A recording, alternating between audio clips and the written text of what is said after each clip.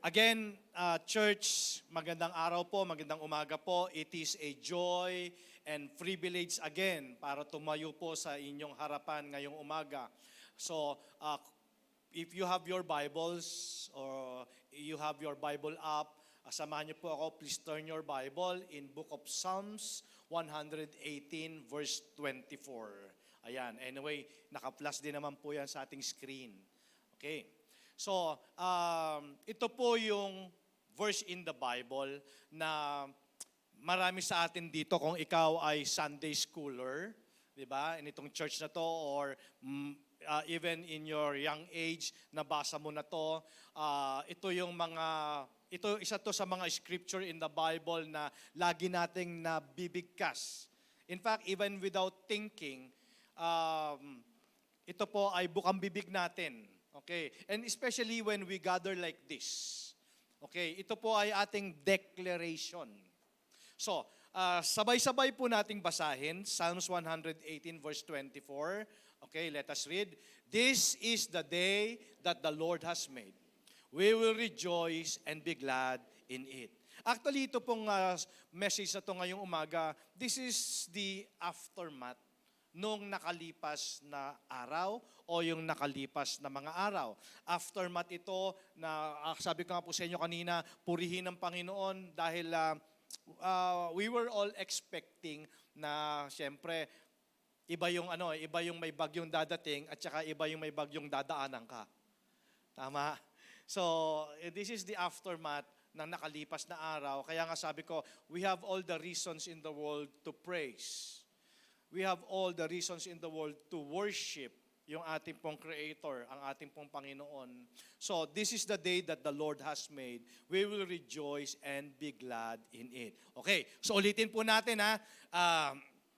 Sabayan niyo po ako at basahin at i-declare po natin ito na talagang we really mean it from our heart. Okay, so sabay-sabay po tayo ha. Malakas, de-declare po natin. This is the day that the Lord has made, we will rejoice and be glad in it. Diba? Ang dali-dali niyang bigkasin eh. Hindi siya tongue twister. Diba? Na nagkakabulol-bulol tayo. Diba? This is the day that the Lord has made, we will rejoice and be glad in it. Diba? Hindi nga magro-roll yung tongue natin. Easily, pwede natin siyang bigkasin. So, it's the perfect verse for a day. Or every day, or even this Sunday morning. Pero meron po akong gustong itanong sa inyo before we continue ngayong umaga. Naniniwala po ba talaga kayo? Do we really believe it?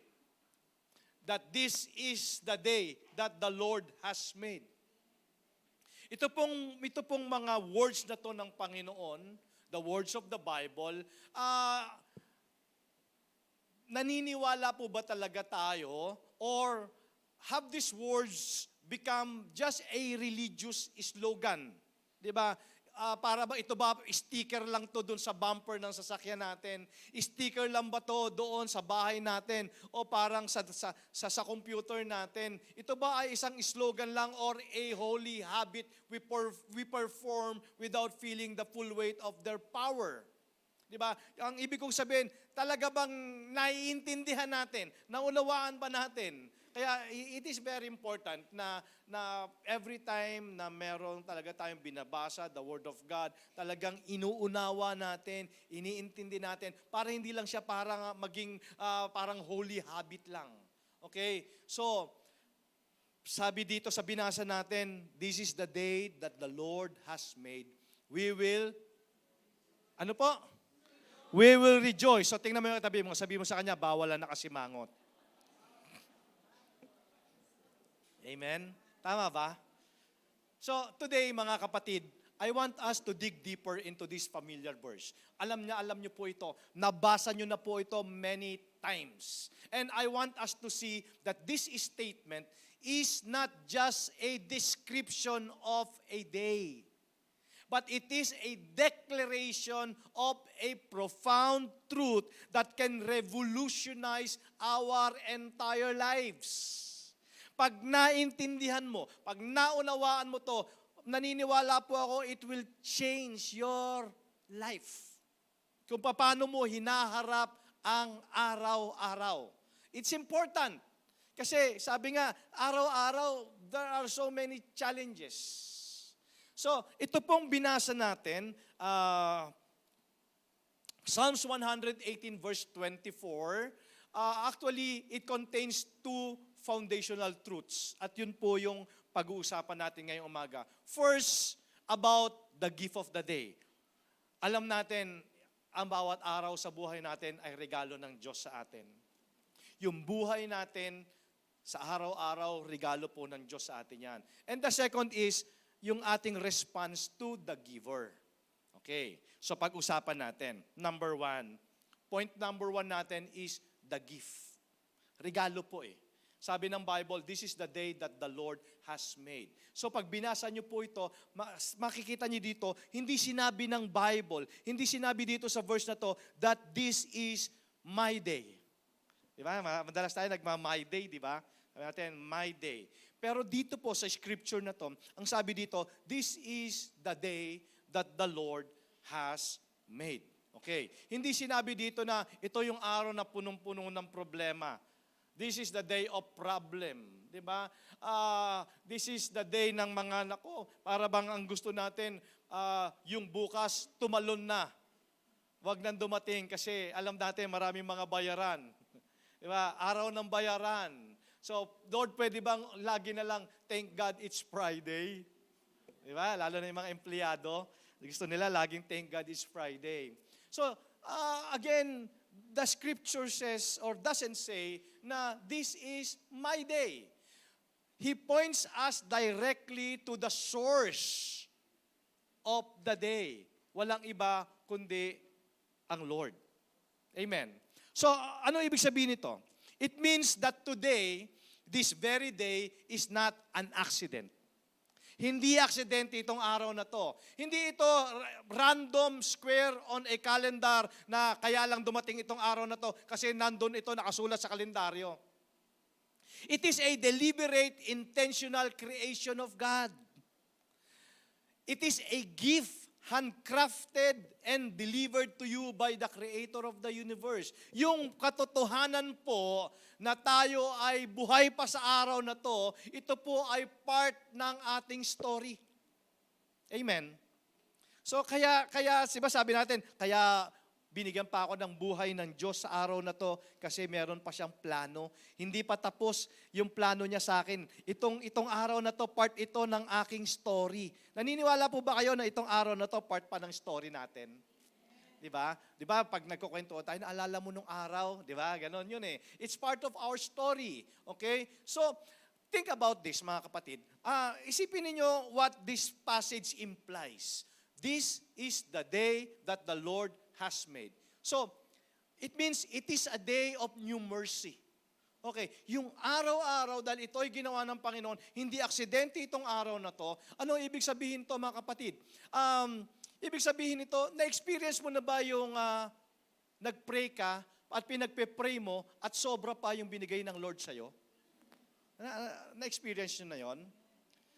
Si Prophet Jeremiah, okay, reminds us in the book of Lamentations that God's mercies are new every morning. Remember that passage in book of Lamentations? His mercies are new every morning. So, ibig sabihin mga kapatid, before you even open your eyes, bago ka pa man gumising sa umaga, yung mercy of the day was already waiting for you. Kumbaga sabi nga, yung goodness and mercy ng Panginoon, naghihintay na sa iyo. Pagmulat pa lang na mata mo, nandyan na yung biyaya ng Panginoon. Nandyan na yung strength, di ba? Nandyan na yung forgiveness. It's all packaged in this new day. Yun po yung sinasabi ni Jeremiah, na His new, or His mercy are new every morning. Sapat ang grasya, ang biyaya ng Diyos para sa iyo today.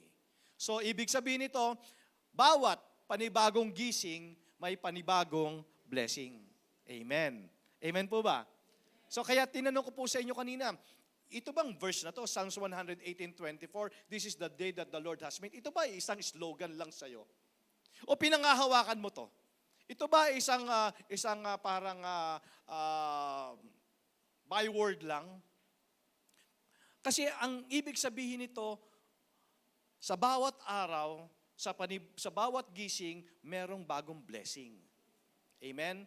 So, sabi po natin kanina, it's a day of new mercy. Another one is, it's a day of divine purpose. Naniniwala po ba ang bawat isa sa inyo ngayong umaga that God has something for you today? Hindi mo alam kung anong meron mamaya after lunch. Di ba? Hindi mo alam kung anong inihahanda ng Panginoon sa iyo mamaya, especially,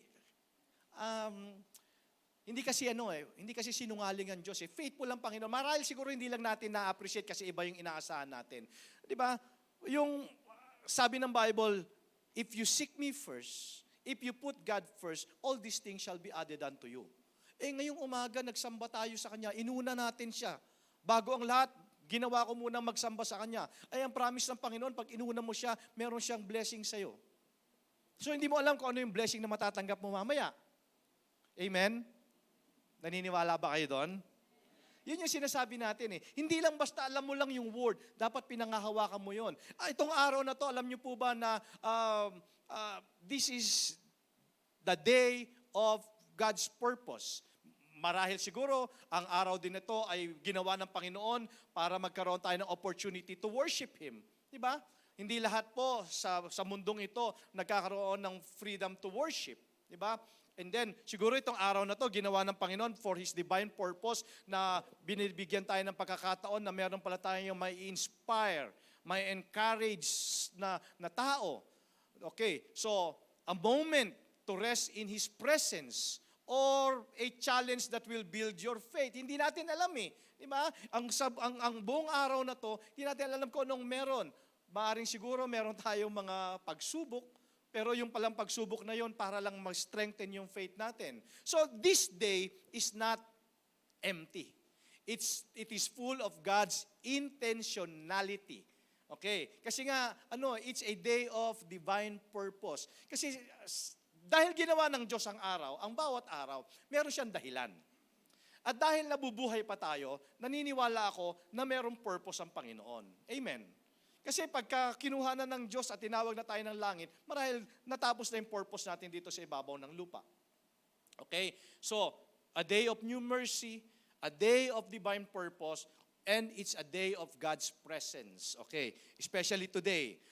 The day or the Lord who made the day is also in the day. Sa bawat araw na ginagawa ng Diyos, nandun din siya. He is not distant. Nakakala ng tao, mahal kaya ako ng Diyos? Diba? Para kasi pakiramdam ko parang ang layo-layo niya. Hindi po lumalayo ang Diyos, tayo ang lumalayo. Amen. He is not distant. He is a present in the mundane moments of this day. Araw-araw, from Sunday, Monday, Tuesday, Wednesday, Thursday, Friday, Saturday, and Sunday again. Diba? Siya po ay nandoon present.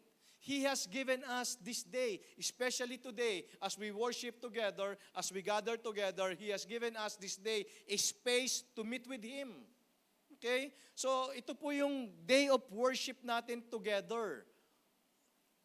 Yung daily quiet time natin with the Lord, yun yung sinasabi natin, day in His presence. So, again, when we truly grasp that this day is a personal gift from God, maunawaan natin na itong araw na to ay regalo ng Diyos sa akin. Ang bawat araw ay regalong buhay sa atin ng Diyos. It changes our perspective. Okay, that's the very goal of this sermon. Mag-change yung ating perspective. Kasi hindi po pwede kasi, Lunes na naman bukas.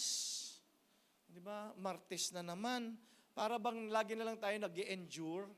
Di ba? Kaya dapat maunawaan natin ito mga kapatid, na ang bawat araw hindi dapat natin ini-endure yung parang, hinihintay natin na magtapos na yung magtakip silim na para matulog na at bukas panibagong araw na naman.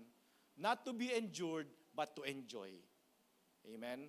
Ito yung sinasabi ko, dapat maunawaan natin para mag-change yung perspective natin na sa bawat araw na regalo ng Diyos sa atin, na-enjoy natin. Amen? Pero parang yun nga sabi natin, parang, is it manifesting? Is it manifesting ba sa atin na yung bawat araw na dumadating sa atin ay na-enjoy natin? Hindi lang siya, hindi tayo nag-endure. Alam niyo yung nag-endure, yung parang gusto natin matapos na agad yung araw. Na-experience niyo yun? Okay? So, now, next. Point number 2. Sabi natin kanina, the gift of the day. Number 2 is, syempre, yung the giver. Tingnan natin yung giver. Walang iba kundi ating Panginoon. Sabi nung scripture na binasa natin, we will rejoice and be glad in it. Okay. Now, pansinin niyo po itong second part ng verse na to. It's not a suggestion, it's a decision. Naniniwala ba kayo kung gusto mong maging masaya ang araw mo, it's your choice. Naniniwala kayo happiness is a choice. Subukan niyo po. Di ba, pagising mo sa umaga, gusto mo malungkot? Lulungkot ka maghapon. Pero kahit na nga anong mga pinagdadaanan mo, I choose to be happy. Nagbabago yung perspective mo eh. Amen? So, ibig sabihin, ito pong passage na to, the second part, it's a decision. It's an act of the will. Kaya sabi dito, we will rejoice and will be glad in it. So, ibig sabihin mga kapatid, we have all the reasons to rejoice. Sabi nga sa Tagalog, kanina po yung incubation, no, hindi naman kami nag-usap mag-asawa, pero ito rin yung kanyang incubation. Sabi ko nga, pareho tayo ng ng isi-share ngayong umaga about rejoicing. Okay. So, pag nabasa nyo po yung word na rejoice, alam nyo po, the word rejoice ay tiningnan ko ng konti sa dictionary. Tiningnan ko yung synonym niya. Alam nyo, ang synonym ng rejoice, word rejoice is delight. Di ba? Sa Tagalog, kagalakan. Kaya pala sa Psalms 37:4, sabi dito, delight, rejoice yourself also in the Lord, and He shall give you the desires of your heart.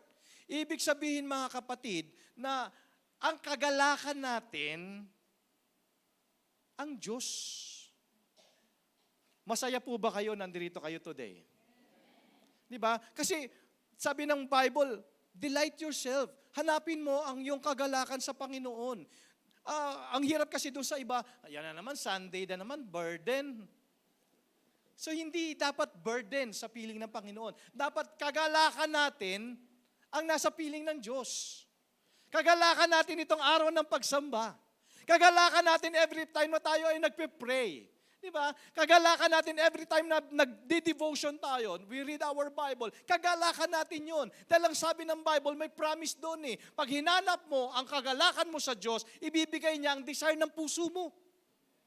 Amen? Amen? So, kasi sa iba kasi, burden. Di ba? Yan naman, nagte-text na naman yung cell leader ko. Di ba? Masin zone. Ba, Sunday, lalo na po yung mga workers natin, di ba? Kagalakan po namin ang pagsilbihan kayo, siyempre, dahil sa Panginoon. Amen? So, kaya sabi ng Bible, delight yourself also in the Lord, and He'll give you the desires of your heart. So, bigyan ko kayo ng isang example about kagalakan, kasiyahan, kaligayahan. Okay, kasi sabi ng Bible, delight yourself also in the Lord and He shall give you the desires of your heart. Okay, konting drill. Sino sa inyo dito yung masaya dahil na-promote siya sa trabaho? Meron bang bagong promote dito? Pero, di ba, pagka na-promote ka, ang saya mo. Okay. Sino naman dito yung masaya dahil meron siyang bagong bahay? Bagong kotse. Di ba? Masaya dahil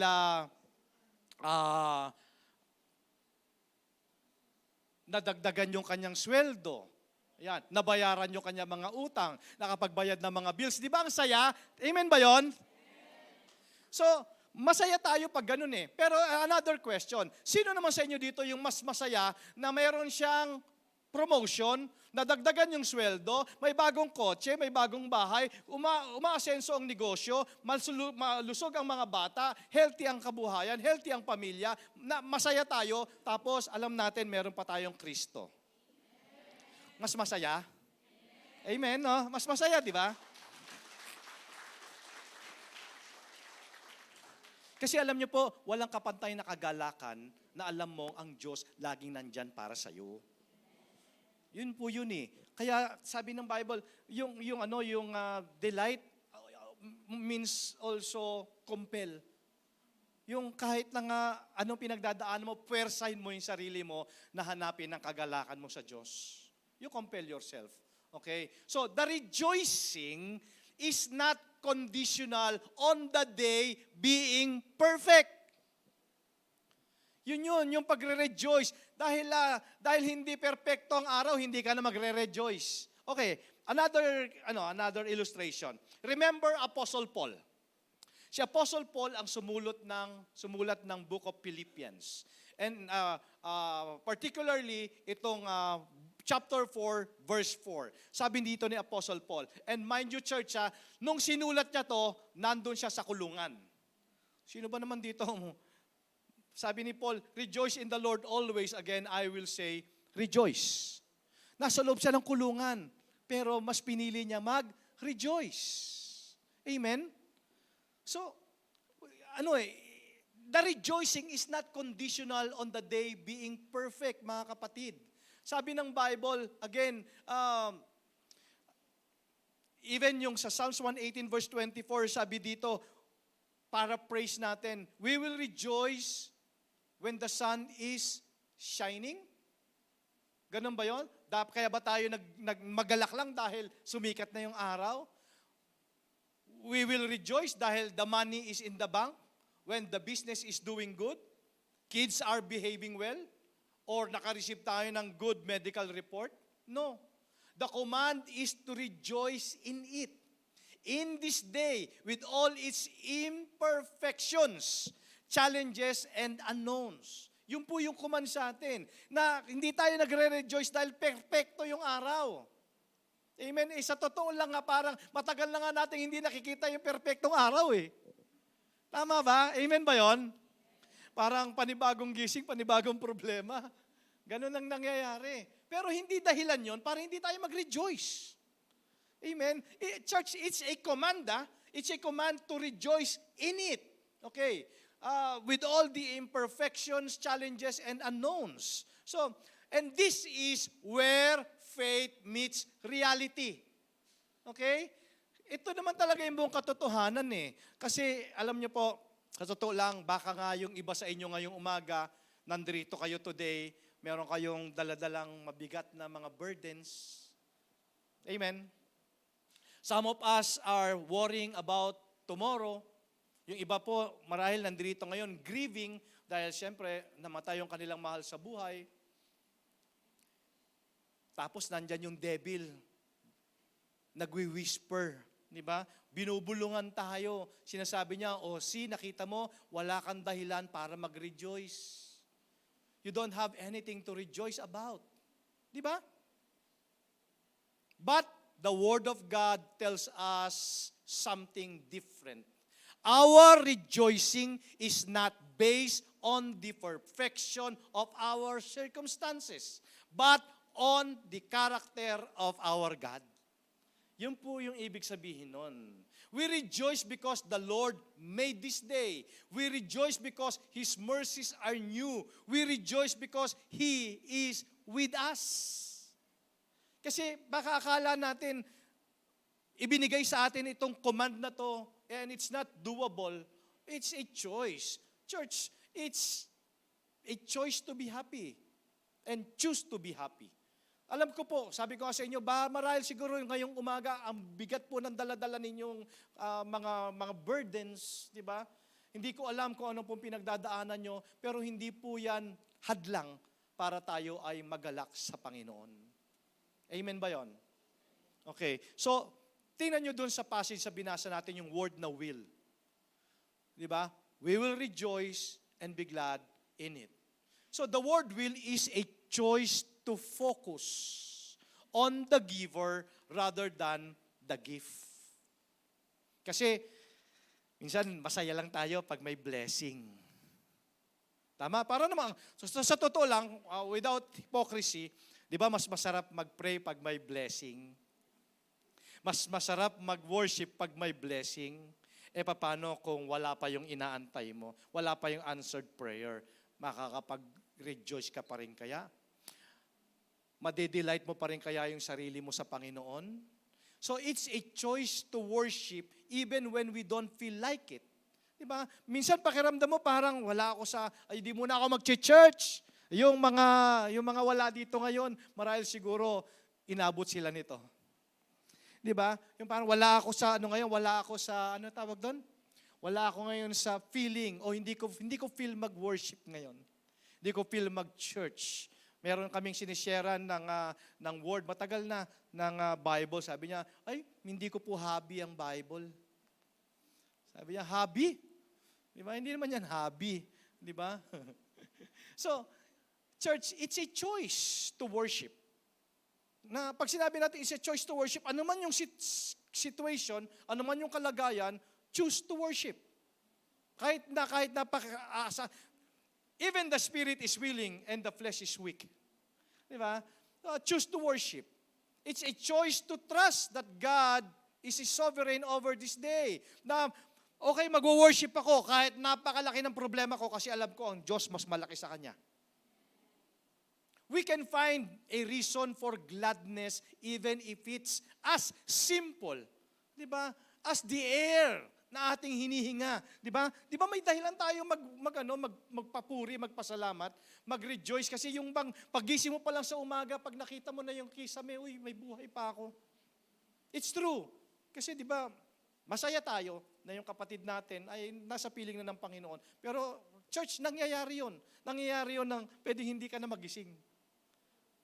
Pero yung paggising mo sa umaga, Lord, salamat. May buhay pa. Mayroon ka pang purpose sa akin. Tama po ba? So, church, it's a choice. Okay? So, ngayon po na narinig nating lahat yung katotohanan that this day is a gift from God and that our response is to choose rejoicing. Diba? Para bang, in other words, choose to be happy. Diba? Rejoice. Pero, paano natin gagawing makatotohanan? Hindi lang sa narinig natin. Diba? Paano ito magkakaroon ng transformation sa atin? Once you walk out this door, mamaya after ng service, diba? Ito ba ay narinig mo lang na sermon?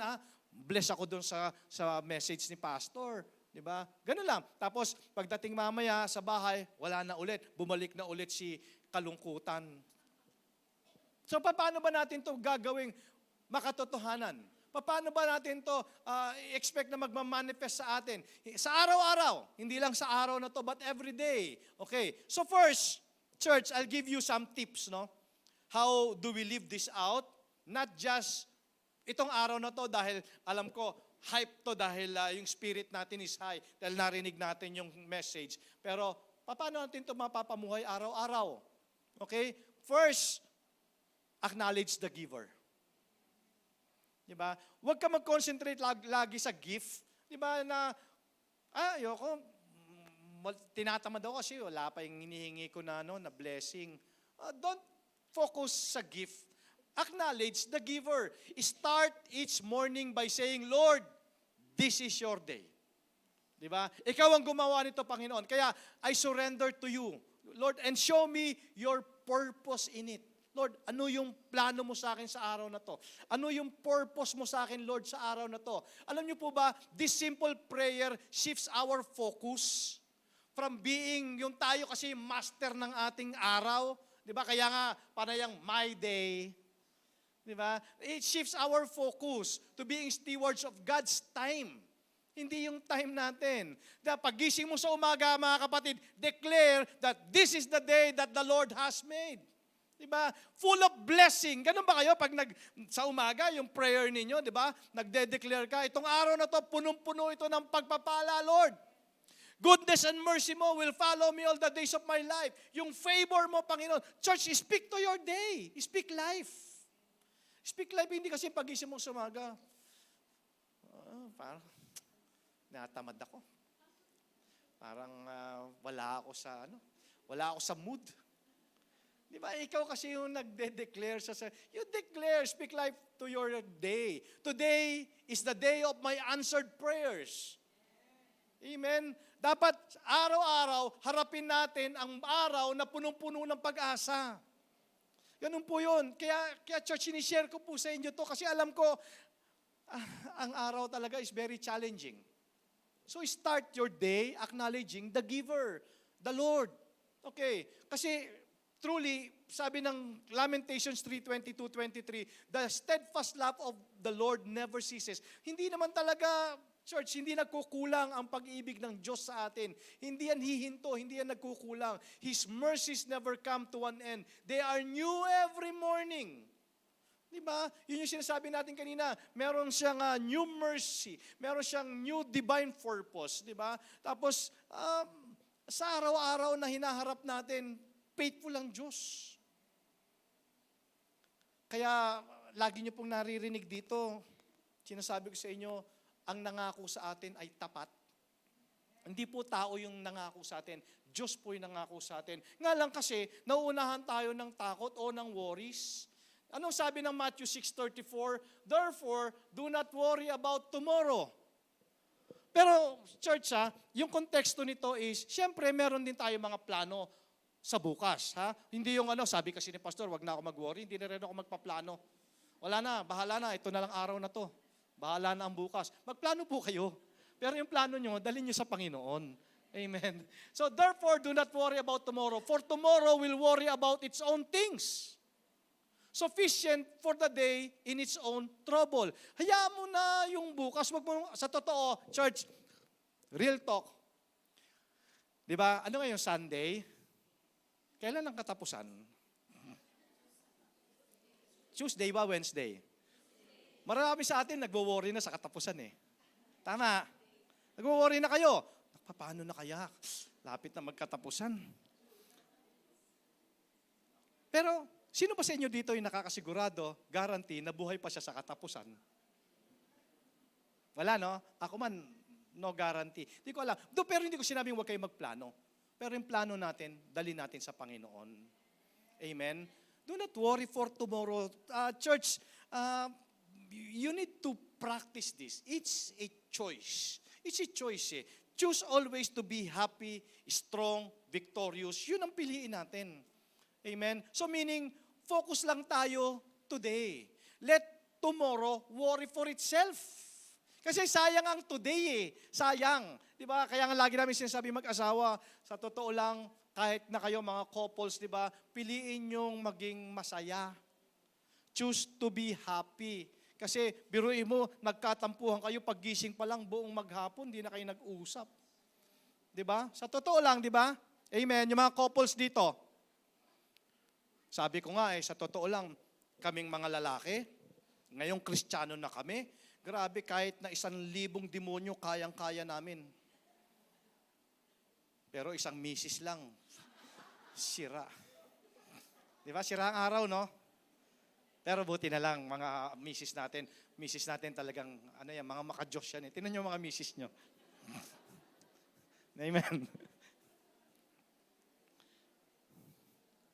Tuloy yung mga mister. Amen. Pero totoo po yun. Supisyente po ang biyaya ng Diyos sa atin sa araw-araw. Do not worry for tomorrow kasi hindi naman niya makaka-add ng buhay sa atin. In fact, tataas pa yung stress level natin. Sabi nga nila, tataas yung high blood. Di ba? So, focus lang po tayo for today. Ibigay at isurrender natin ang ating araw sa Panginoon. Amen? Siya naman ang gumawa nitong araw na to, hindi niya tayo pababayaan. Okay, second is, choose your response. Ito, importante ito mga kapatid. Inevitable yung problema sa buhay natin. Kaya nga sa Bible sabi, in this world there will be trouble. Meron talagang problema. Hindi natin may tatanggi, may problema, may pagsubok, may challenges, may struggles and everything. Pero ito ba, ginagawa ninyo ito? Choose your response. Make the decision before the crisis hits. before the frustration comes, that you will look for a reason to rejoice in God? Practicein nyo po yan. Kasi bago dumating yung problema, alam mo, kahit may problema dumating, handa ako. Mas pipiliin ko na mag-rejoice sa Panginoon. Paano? Paano ako magre-rejoice sa Panginoon? Well, pwede kang makinig ng mga worship songs, di ba? Manalangin ka. Read your Bible. Basahin mo yung mga promises ng Panginoon. When I was a young pastor, meron po akong pocket notebook. Ganito lang kalaki. May pocket notebook ako. Binasa ko ang Bible, isinulat ko lahat doon ng mga promises. Nakasulat lahat ng mga promises. Okay. So every time paggising ko sa umaga, binabasa ko lahat yung mga pangako ng Diyos na yon. Out loud. Out loud. Kasi, bakit out loud? Para naririnig ko. Kasi pag narinig ko, bababa sa puso ko yun. Amen? So, ito yung before the crisis hits, alam mo, sabi ko nga, it's your choice. Pipiliin mo magmukmok o pipiliin mong lumaban. Amen? So, especially sa mga difficult times, choose mo yung response mo. Kanina sabi natin, acknowledge mo yung giver. Okay? Next is, choose mo yung response mo. Paano ka magre-response pag mayroong mga pagsubok o may mga problema dumating. And syempre, number 3 is, gather in gratitude. Alam niyo po, kaya nga tayo nandito today. We gather here today. Itong Sunday morning na to, this is the day that the Lord has made. This day is holy. Sinet apart ito ng Panginoon for us collectively to fulfill this verse. This is the day that the Lord has made. Kailangan church tayo as a church family, dinedeclare natin ito. Na, Lord, alam namin at nakikita namin, Panginoon, yung pagkilos mo sa araw na to. And together as a church, VOCC, we choose to rejoice and be glad in you. Mas pipiliin namin, Panginoon, na mas mag-delight sa'yo kaysa doon kami manatili doon sa aming mga problema. So our corporate worship is a powerful act of defiance. Ito yung nagbibigay sa atin ng victory against the despair of the world. So church, tingnan mo yung katabi mo. Before tayo po ay mag-close, sabi mo sa kanya, choose to rejoice.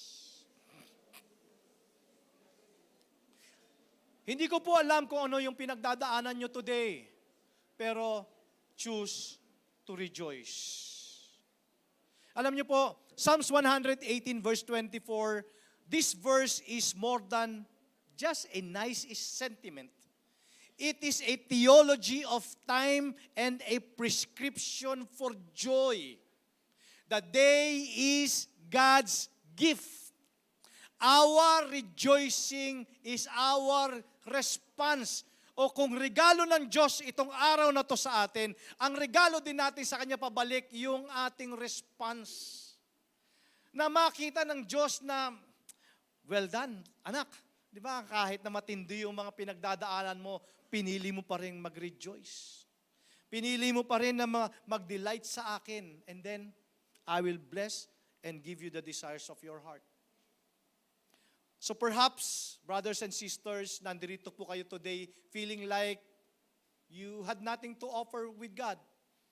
Maybe itong isang nakalipas na buong linggo ay masasabi mo, Pastor, talagang drain na drain talaga ako, tuyong-tuyo talaga ako, itong isang buong linggo nakalipas. Ito po ang gusto kong marinig ninyo. Listen to this, church. Listen to this. Hindi kailangan maging perfect ang araw mo para mag-rejoice ka. Hindi sinabi doon na i-rejoice mo yung problema mo. Hindi po yun ang ibig nating sabihin. But God is inviting us to rejoice in Him. Di ba? Kaya pala sa Bible merong sinabi doon na cast your cares upon Him because He cares. Di ba? Ipasa natin sa Diyos yung mga kabigatan natin. Di ba? Yung kabigatan natin, alam naman ng Diyos yan eh. Diba? So let us rejoice in Him. In the midst of them, sa mga troubles natin, He is giving us today a fresh start. Sabi ko po sa inyo, pag ito mga kapatid, nakuha nyo po itong message na to, everyday titingnan mo siya, yung perspective mo as a fresh start. Today is a brand new day. Ako, sa umaga, paggising ko, salamat sa iyo, Ama, sa panibagong gising, panibagong blessing. Amen? Kasi kaya nga may divine purpose ang Lord eh. May buhay pa tayo. Di ba? Church, yung fresh start, a new canvas of His grace. Yun yung importante. Don't let the weight of yesterday or the worry of tomorrow nakawin yung gift of today. Diba, yun yung ninanakaw nung mga problema, pinanakaw nung mga regrets ng kahapon natin. Kaya sabi ng Bible, diba, forget what is behind. Kasi kung hanggang ngayon naman, sabi gano'n, anak, ano ka ba naman? Kawawa ka naman. 20 years mo na yan. Hindi mo pa mabitaw-bitawan, 20 years na yan. Forget what is behind. Choose to be happy today. Do not let the weight of yesterday and the worry of tomorrow steal the gift of today. This day, with all its challenges, is not a mistake. Church, kaya mayroong Romans 8:28 that all things work together for good to those who love the Lord and called according to His purpose. Hindi mistake ang araw na to. Sabi mo nga sa katabi mo, hindi mistake itong araw na to. Ginawa ng Diyos ito deliberately, handcrafted by God Himself, filled with His mercies. So kaya, church, anuman ang pinagdadaanan mo ngayon, take a deep breath. And choose to look for His goodness. Amen? Sabi nga, di ba, hanapan mo ng beauty lahat ng sitwasyon. Choose a moment of gratitude. This is the day that the Lord has made. Let's choose right now to rejoice and be glad in Him. So, ibig sabihin, this day is not ordinary day. Amen? Kasi, ang akala natin Sunday lang yung big day. Hindi pala. Every day is a big day. Because every day, ginawa ng Diyos. So, this day is not just another 24 hours. Huwag mong isipin na this is just another day. Pag sinabi mo kasing another day, pareho lang din ang nakalipas. Amen? Kaya pag tinanong mo, kumusta na? Gaya pa rin ng dati. Tama ba? Kumusta yung katabi mo? Kumusta na? Ganun pa rin. Di ba? Pag may nakita kayong kaibigan matagal na, kumusta ka na? Ganun pa rin. Ganun pa rin. Ang tagal mo na dyan Di ba? So don't think that today is just another day. Think that this is a brand new day. Amen. Punong-puno yan ng purpose at saka presensya ng Diyos. So whatever you're facing, you don't face it alone. Hindi ka nag-iisa. God is with you. Amen. Kaya po itong truth na to, it will change your perspective. Kaya happy po ako i-share sa inyo itong word na to today kasi sa totoo lang, struggle ang marami sa atin sa araw-araw. Hindi niya alam kung anong gagawin niya. Kaya today, sinasabi ko po sa inyo, piliin mo. Piliin mo magalak sa presensya ng Diyos. Ano po yan? Antidote yan sa mga sirang araw. Amen. So rejoice not because everything is perfect. Di ba? Wala akong dahilan para mag-rejoice kasi sira ang araw ko. Hindi dahilan sira ang araw mo. Wala ka ng dahilan para mag-rejoice. In fact, yun nga ang dapat mong gawin. Pag sira ang araw mo, rejoice. Because God is faithful. Di ba? This is His day. So dapat ipinamumuhay po natin yon. Punong-puno tayo ng hope and gladness.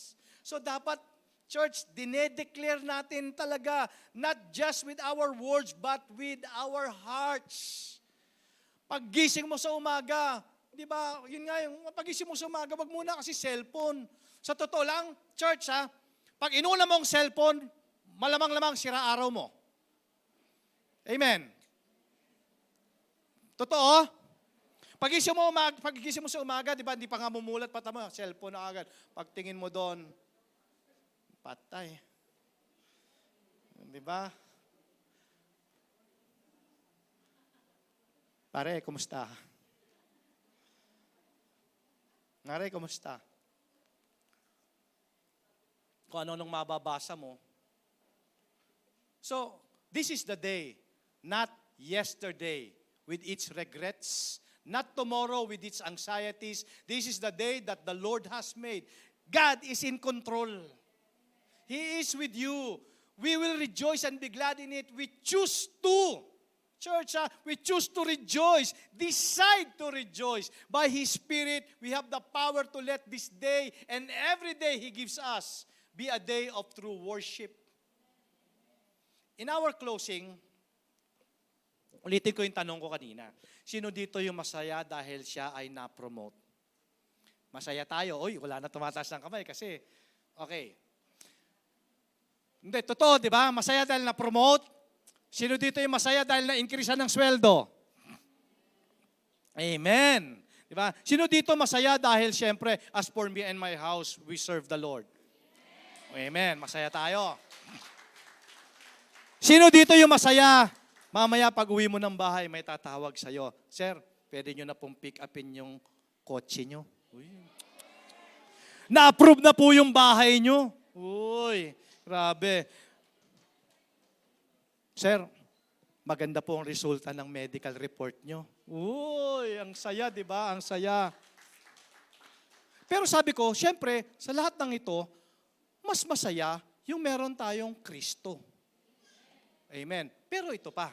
Ito, church ito. Ipaparaphrase ko to. Open your Bible in Luke chapter 10 verse 20.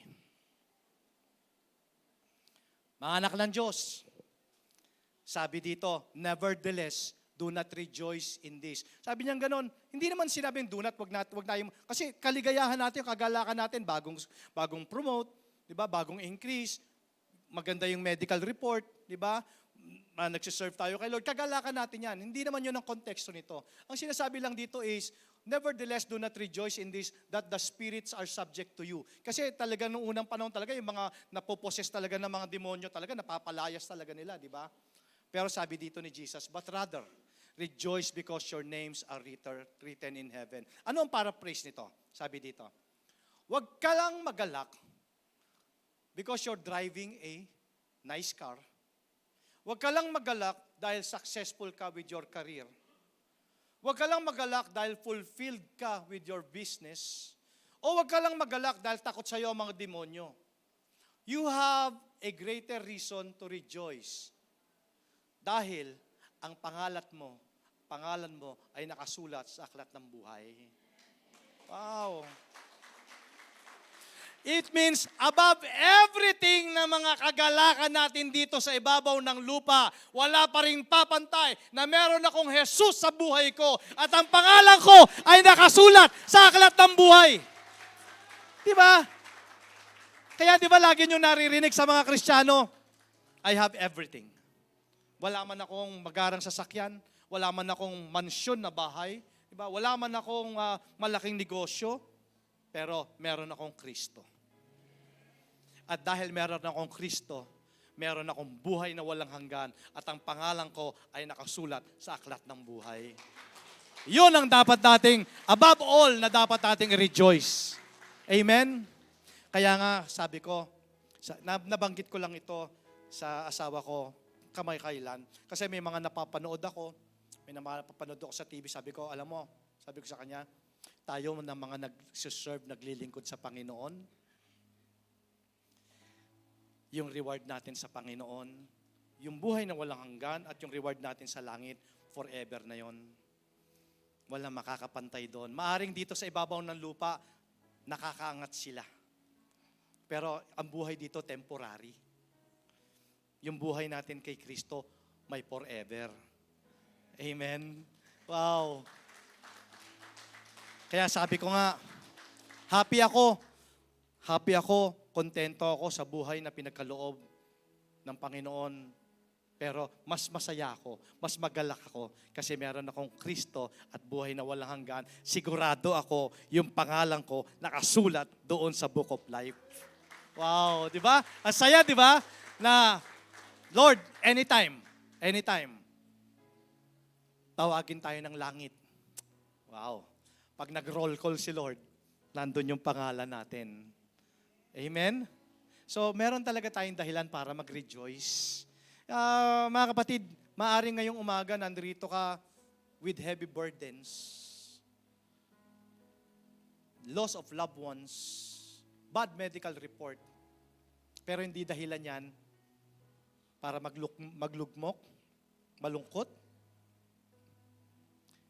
Mas nangingibabaw pa rin na piliin natin yung magalak sa piling ng Panginoon.